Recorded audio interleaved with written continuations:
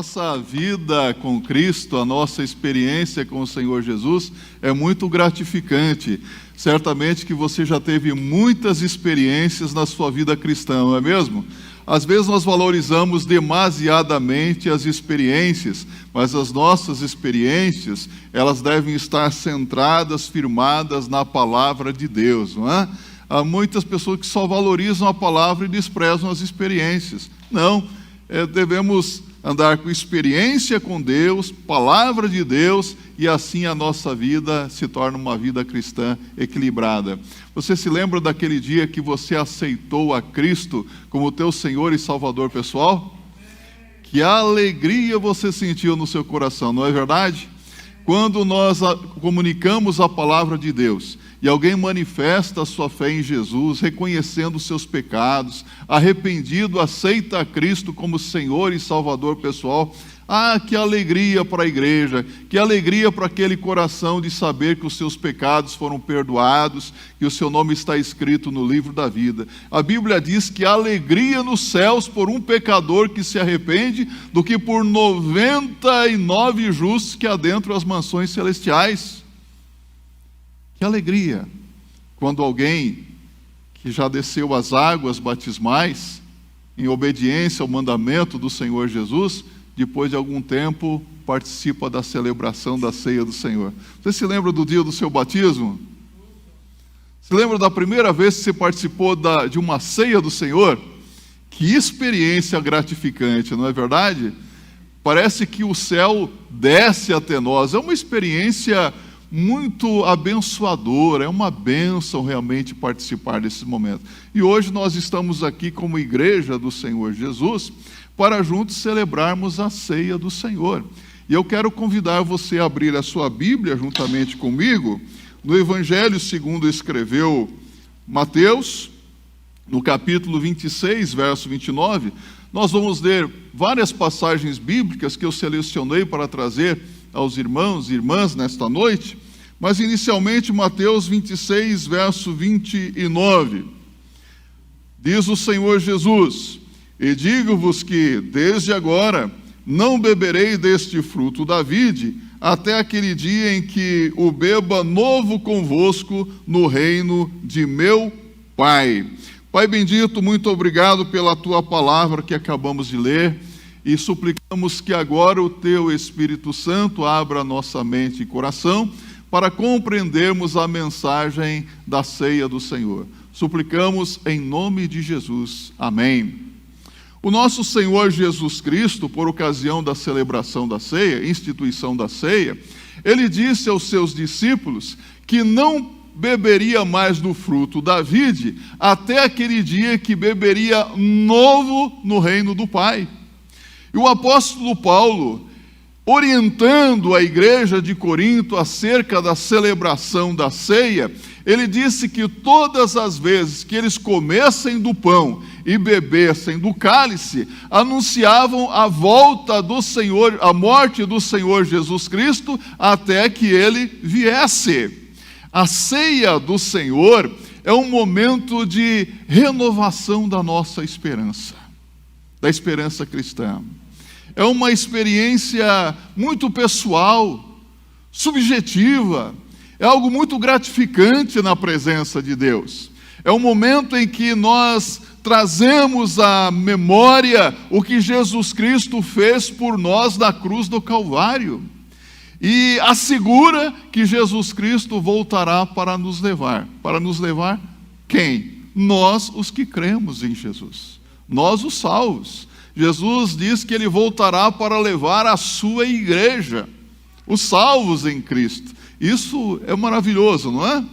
Então, todas as vezes que nós participamos da celebração da ceia do Senhor, nós estamos vivenciando algumas experiências da vida cristã.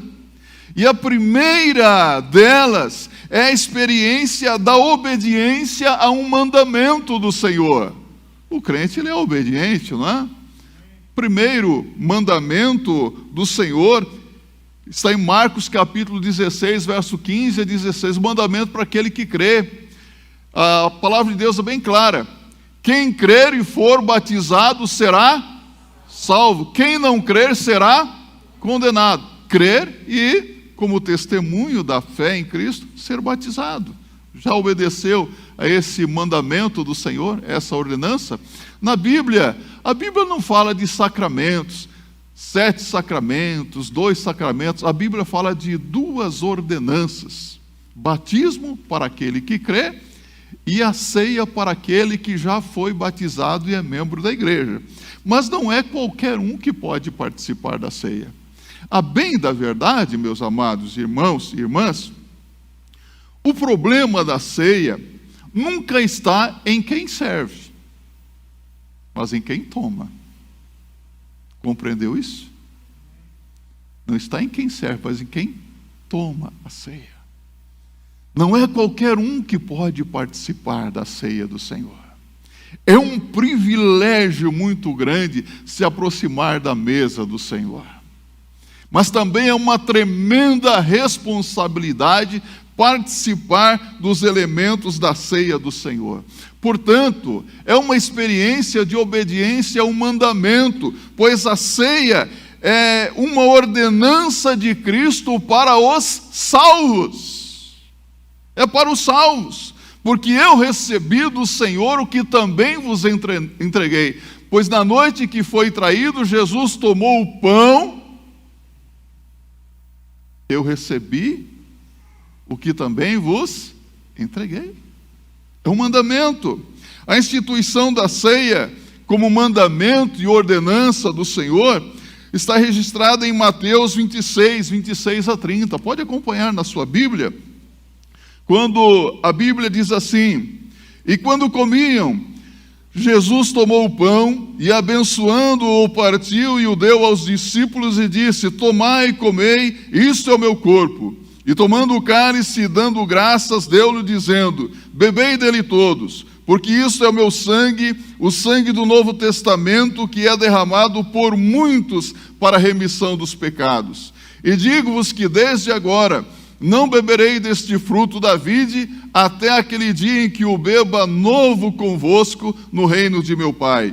E tendo cantado o hino, saíram para o Monte das Oliveiras. Na exposição do apóstolo Paulo, aqui, em 1 Coríntios 11, 23, observamos aqui um eu enfático de Paulo, quando ele diz assim: porque eu recebi o que também vos entreguei. Ele destaca aqui a autoridade de Paulo como intérprete e representante do Senhor Jesus Cristo.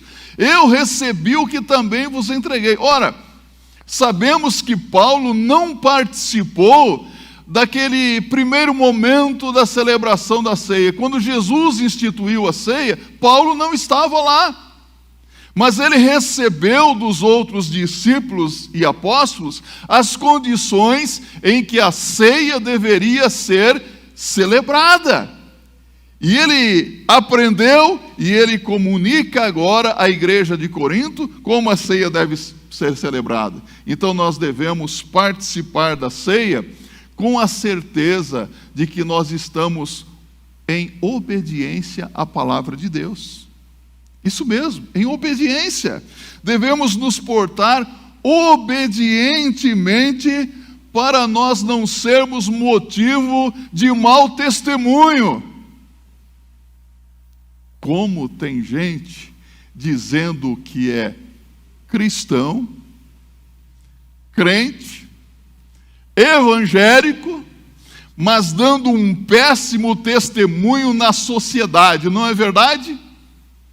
Quantos membros de igreja com uma vidinha tão cheia de pecados, de fofoca, de maledicência, de detração, de desonestidade, caloteiros.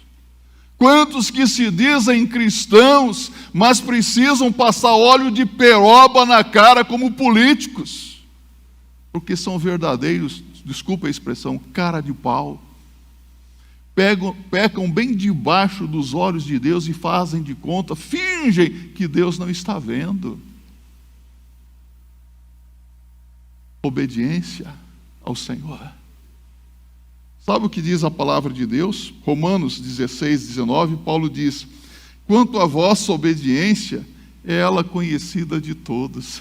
Você não precisa dizer, eu estou sendo obediente à palavra de Deus. As pessoas, elas vão olhar para a sua vida e vão perceber que você leva uma vida de obediência, que você é uma pessoa íntegra, que você ama Jesus, que você serve ao Senhor Jesus Cristo. Ou seja, você vai dar um bom testemunho com a sua vida limpa, transformada, mudada, no meio de uma sociedade corrupta e perversa.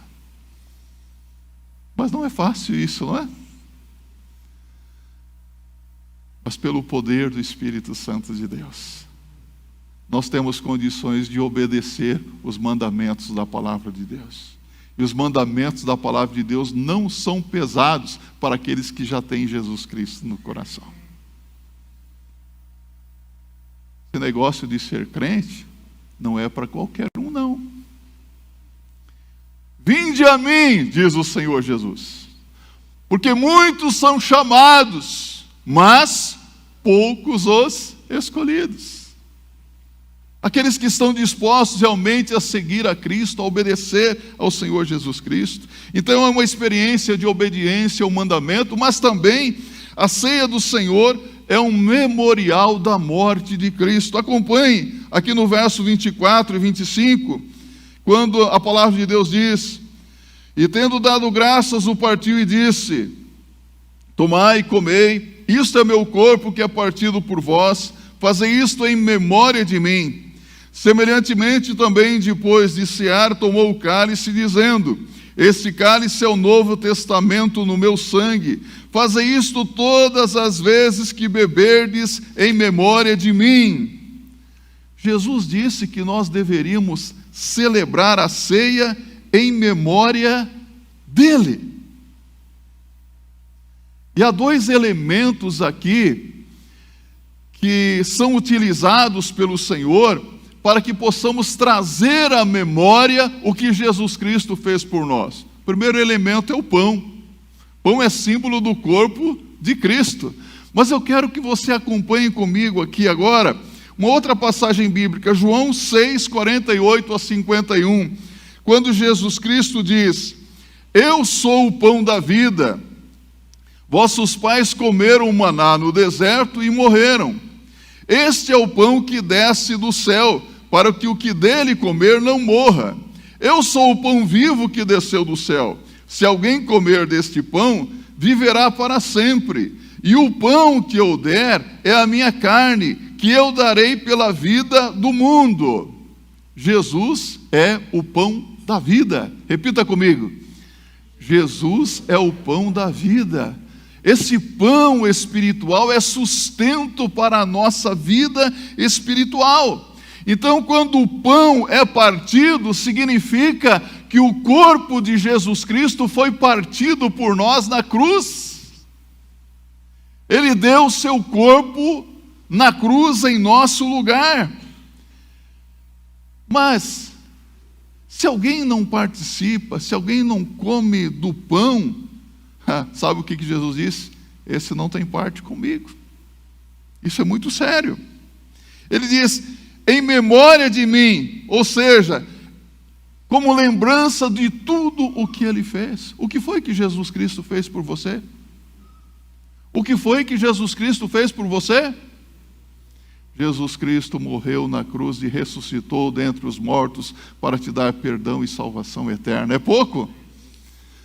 Às vezes eu me deparo com algumas pessoas que dizem assim, pastor, mas é tão fácil, mas eu tenho que fazer alguma coisa para conseguir a minha salvação. Eu tenho que ser um bom homem, um bom cidadão, honesto, trabalhador, obedecer os mandamentos, praticar boas obras, buscar uma vida de justiça própria. Onde é que está isso? Isso é seu dever como um homem, como mulher, como cristão, mas essas coisas não salvam. Méritos pessoais, boas obras não salvam ninguém. Mas o que foi que Jesus Cristo fez para salvar você? Morreu na cruz e ressuscitou dentre os mortos para o perdão dos nossos pecados. Aleluia! Foi isso que ele fez. Tudo o que precisava ser feito, Jesus fez por nós. Então o pão mostra isso. Paulo, em Romanos 3:25, fala sobre o cálice. O cálice simboliza o sangue de Jesus, ao qual Deus propôs para a propiciação pela fé no seu sangue, para demonstrar a sua justiça pela remissão dos pecados dantes cometidos sob a paciência de Deus. Ora, eu quero que você se lembre que no Antigo Testamento, a expiação dos pecados, a remissão dos pecados, era feita mediante o derramamento de sangue de touros e de bodes. Você lembra disso? Está em Levítico, no livro de Levítico, no capítulo 1, verso de 1 a 5, está bem claro isso. Em Hebreus também 10, verso de 1 a 5, havia necessidade do derramamento do sangue de touros e de bodes para a remissão dos pecados. Só que o autor sagrado de Hebreus diz aqui: porque tendo a lei a sombra dos bens futuros, e não a imagem exata das coisas, nunca pelos mesmos sacrifícios que continuamente se oferecem cada ano, pode aperfeiçoar os que a eles se chegam. De outra maneira, teriam deixado de se oferecer, porque purificados uma vez os ministrantes, nunca mais teriam consciência de pecado. Nesses sacrifícios, porém, cada ano se faz comemoração dos pecados, porque é impossível que o sangue dos touros e dos bodes tire os pecados. Por isso, entrando no mundo diz: sacrifício e oferta não quiseste, mas o corpo me preparaste. Então, na nova aliança, houve mudança. O sangue de Cristo substitui todo o ritual de sacrifício. E digo mais, é por isso que não existe mais a necessidade de derramamento de sangue de touros e de bodes, e nem de uma casta de sacerdotes que intercedam por nós. Porque o nosso sumo sacerdote, Jesus Cristo, ele derramou na cruz do Calvário o seu sangue para a remissão dos nossos pecados, e o fez de uma vez e para sempre. Compreende isso? Eis o Cordeiro de Deus que tira o pecado do mundo. João capítulo 1, verso 29. Quem aqui foi católico romano praticante? Eu fui. E se você não sabe, eu cheguei até a ir para um seminário lá para ser padre. Meu outro irmão, Hudson, ficou lá alguns dias também. Mas você sabe que, como bom católico praticante, participava da missa. Havia um momento que se recitava o credo apostólico, não é? Já fez isso? Anunciamos, Senhor, a vossa morte e proclamamos a vossa ressurreição. Eis o Cordeiro de Deus que tira o pecado do mundo. Anunciamos, Senhor, a vossa morte e proclamamos a vossa ressurreição.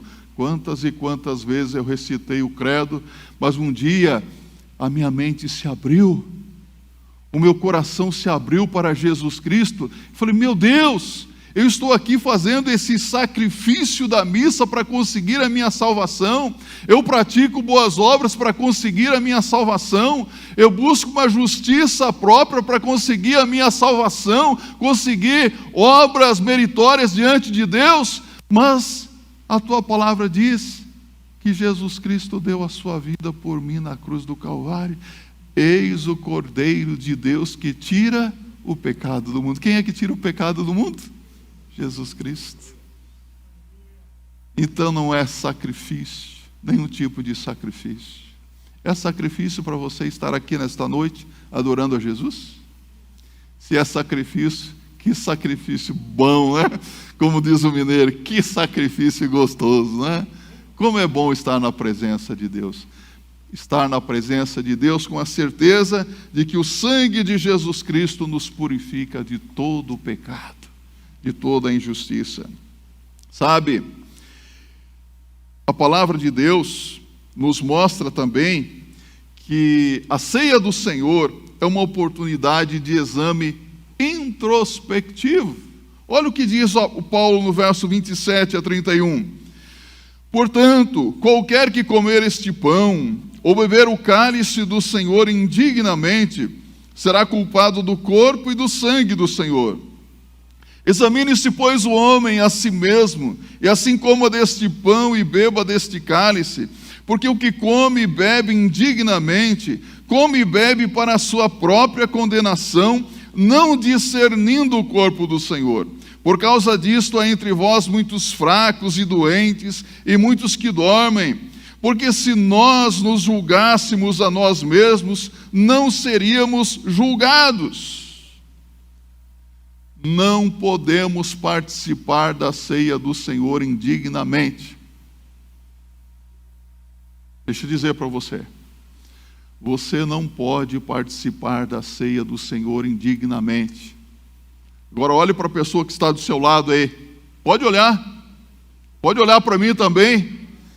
E diga, você não pode participar da ceia do Senhor indignamente. Compreendeu? O que é participar da ceia do Senhor indignamente? Quais são os pontos que a palavra de Deus nos apresenta, que entendemos que isso seria participar indignamente? Pode incluir a participação na mesa do Senhor e na mesa dos demônios. Pastor, o que é isso? 1 Coríntios 10, verso 21. Veja o que diz Paulo: não podeis beber o cálice do Senhor e o cálice dos demônios. Não podeis ser participantes da mesa do Senhor e da mesa dos demônios. Paulo está falando da influência dos ídolos na vida de uma pessoa. Atrás de cada ídolo, não tenha dúvida nenhuma, existe um demônio. Sabe o que são ídolos? Há pessoas que professam a fé em Jesus Cristo, dizem, eu tenho Jesus, mas adora Jesus e adora um ou outro ídolo. Eu quero dizer para você que ídolos também fazem milagres, sabia disso? Mas atrás de cada santa, ou guia, ou orixá, seja lá o que for, tem um demônio. E a pessoa acha que é Deus que está atendendo a sua oração, mas na verdade são demônios. Paulo está dizendo claramente aqui, a influência de ídolos que nada mais são além de demônios na vida daquele que diz professar o nome de Cristo. Quem é de Jesus deve ter um compromisso somente com Ele e não pode ter um pé em uma canoa e em outra canoa ao mesmo tempo. Você não pode ter um pé no mundo e outro na igreja. Você não pode participar da mesa do Senhor e da mesa dos demônios. Você não pode ter uma vida dupla. Compreende?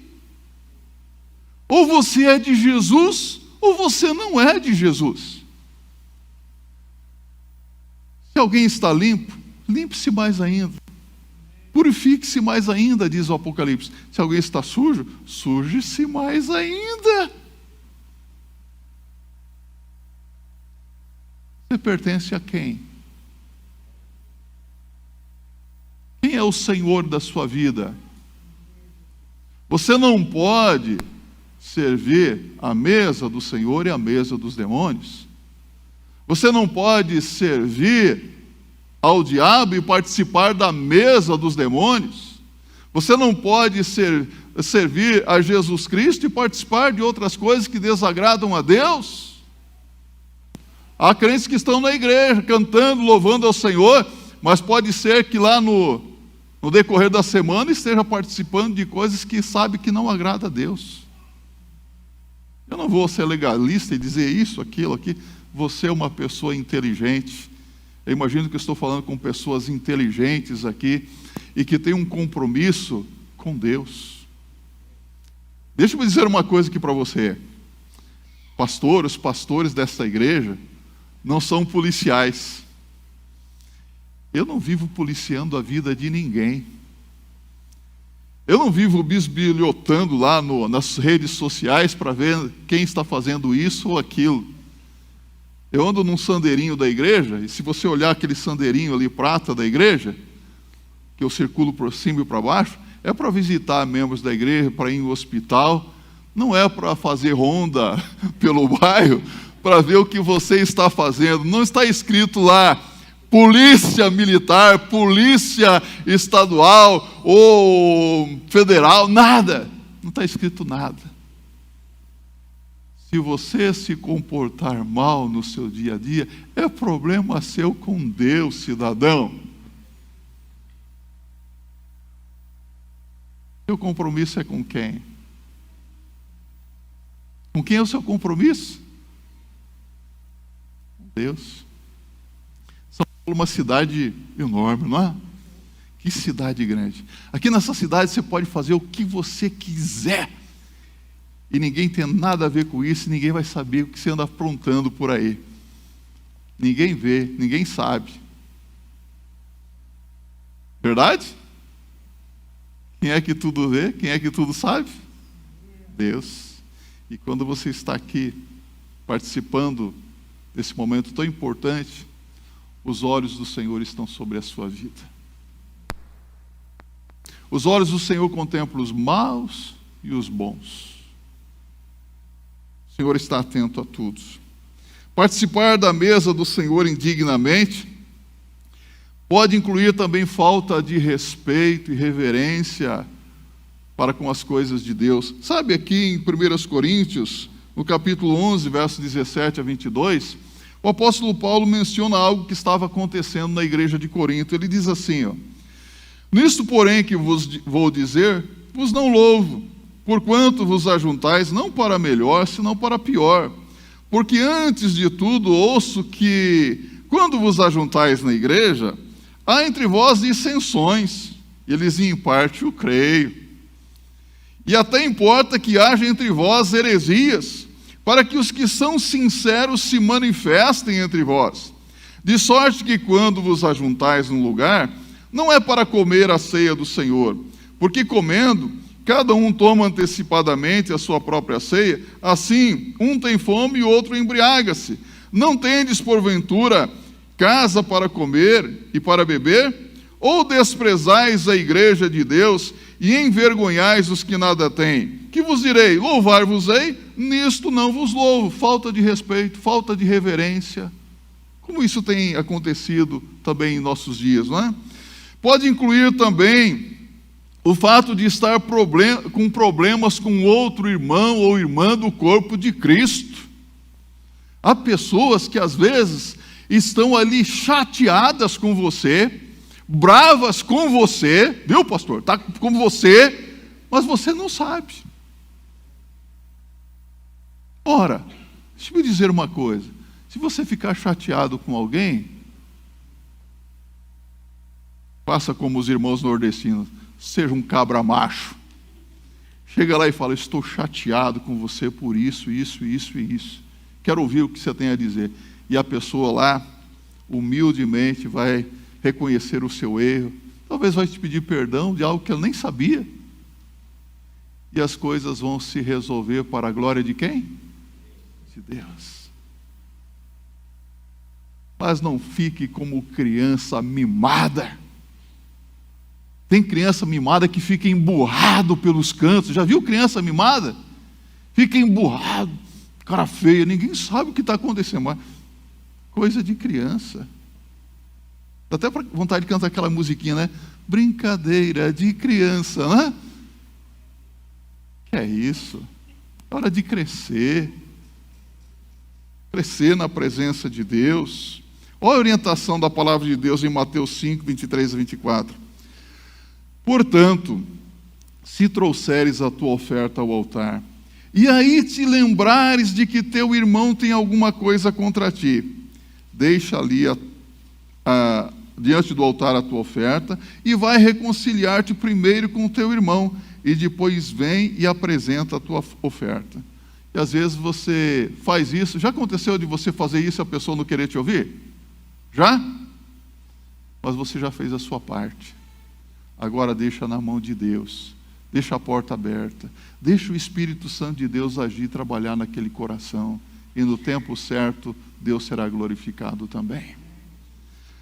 Sabe, estas razões são suficientes para examinarmos a nossa vida interior. Porque às vezes nós não temos consciência de alguns pecados na nossa vida e precisamos que o Espírito Santo então fale bem de perto à nossa mente, ao nosso coração. Por exemplo, se você pegar em Mateus 5, essa passagem que lemos, no 5, no verso 27, Jesus diz mais ou menos assim: está escrito, não cometerás adultério. Repita comigo: não cometerás adultério. E no verso 28 ele diz assim: porém, se alguém atentar para uma mulher no seu coração para a cobiçar, já... Eixe, aí complicou, hein? A primeira olhada dá para evitar ou não? Dá ou não? Sim ou não? Não. Você não é robô. Olhou a primeira vez? Que coisa linda, Deus abençoe. Igualzinha a minha esposa, linda, linda. Mas a segunda vez pode ser pecaminoso. E sabe o que Jesus faz? Ele prossegue dizendo: está escrito, não cometerás assassinato. Porém eu vos digo, qualquer que odiar o seu irmão já cometeu assassinato. Coração. Tem gente que mata o outro nem sabe, mas já foi assassinado. Para mim essa pessoa já morreu, não existe mais. Meu Deus, tome cuidado, você está em pecado. Compreende isso? Isso é pecado na vida. Isso é pecar contra o corpo de Cristo, diz Paulo. Não estou falando simplesmente do corpo de Cristo físico que peregrinou sobre a face da terra durante os 3 anos do seu ministério. Isso aqui inclui o corpo espiritual de Cristo, que é a igreja. A pessoa está pecando contra a igreja. E pecar contra a igreja é algo sério. Portanto, examine-se o homem a si mesmo. E ele diz em 1 Coríntios 12, 27, ora, vós sois o corpo de Cristo e seus membros em particular. Eu sou membro do corpo de Cristo, você é membro do corpo de Cristo. Portanto, a igreja deve ser limpa, santa na presença de Deus. Sabe? Paulo diz aqui, verso 29, porque o que come e bebe indignamente, come e bebe para a sua própria condenação, não discernindo o corpo do Senhor. Aqui nós temos uma ideia de punição. Na verdade, aqui nós temos um veredicto judicial com uma sentença condenatória. Está em foco uma punição ou uma penalidade da parte de Deus. Porque se nós nos julgássemos a nós mesmos, olha só, se você se julgar a si mesmo, se você examinar a sua vida e perceber que tem alguma coisa errada, você mesmo vai consertar diante de Deus. Mas se nós não nos julgarmos a nós mesmos, nós seremos julgados por quem? Quem nos julgará? Deus. Horrenda coisa é cair nas mãos do Deus vivo. Sabe o que acontece? Deus julga e Deus disciplina. Paulo diz assim, por causa disso, há entre vós muitos fracos, doentes e muitos que dormem. Sabe o que quer dizer isso? Há pessoas que hoje estão enfraquecidos fisicamente, estão sofrendo muito. Outras pessoas são acometidas de enfermidades, de doenças, e escapam por pura graça e misericórdia de Deus.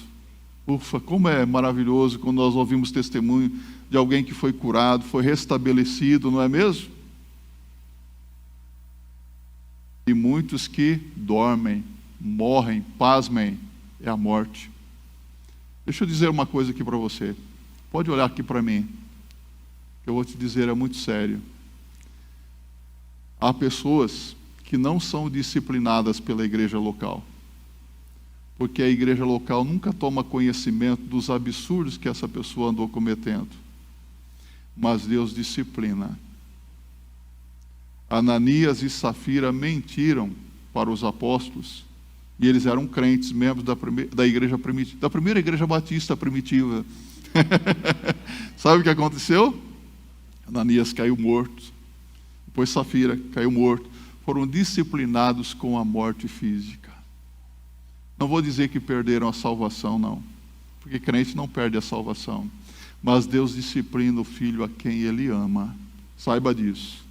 Portanto, hoje é uma excelente oportunidade de você acertar a sua vida com Deus. Deixar mágoas, ressentimentos, amarguras para trás. Deixa essas coisas. Nos aproximarmos da mesa do Senhor, participar da ceia do Senhor com muita responsabilidade, examinando a nossa vida interior, fazendo desse momento uma oportunidade de reflexão em como está a sua comunhão com Deus, a comunhão com os irmãos, e isso inclui também os membros da sua família, porque há famílias em que irmãos nem se falam. Pai não fala com o filho não fala com o pai. Como é que uma pessoa assim pode ser feliz e abençoada? Essa é uma excelente oportunidade que temos diante de Deus para nós refletirmos a nossa condição espiritual, lembrarmos que a ceia é o momento em que nós renovamos a nossa esperança. Como é bom ter esperança no coração, não é? A nossa esperança, meus amados irmãos e irmãs, ela tem nome. Como que é o nome da nossa esperança? Jesus Cristo. Esse é o momento de lembrarmos de tudo que Jesus fez por nós. É o momento de lembrarmos que Jesus voltará para nós, os que cremos. É o momento de reconciliar-se com Deus, porque há muitas pessoas que estão longe dos caminhos do Senhor, levando uma vida desregrada, dissoluta e achando que está tudo indo muito bem, mas a Bíblia diz: os vossos pecados vos hão de achar. Um pecado leva a outro pecado, um abismo leva a outro abismo. Então é tempo de acertar as coisas com Deus, é tempo de voltar-se para o Senhor. E se você talvez está aqui conosco nesta noite, ou está nos ouvindo e ainda não é crente, esta é uma excelente oportunidade de não deixar passar a oportunidade de ser perdoado e salvo por Jesus Cristo. É uma excelente oportunidade de se arrepender dos seus pecados e entregar a sua vida a Jesus. Que assim seja, para a glória de Deus. Amém?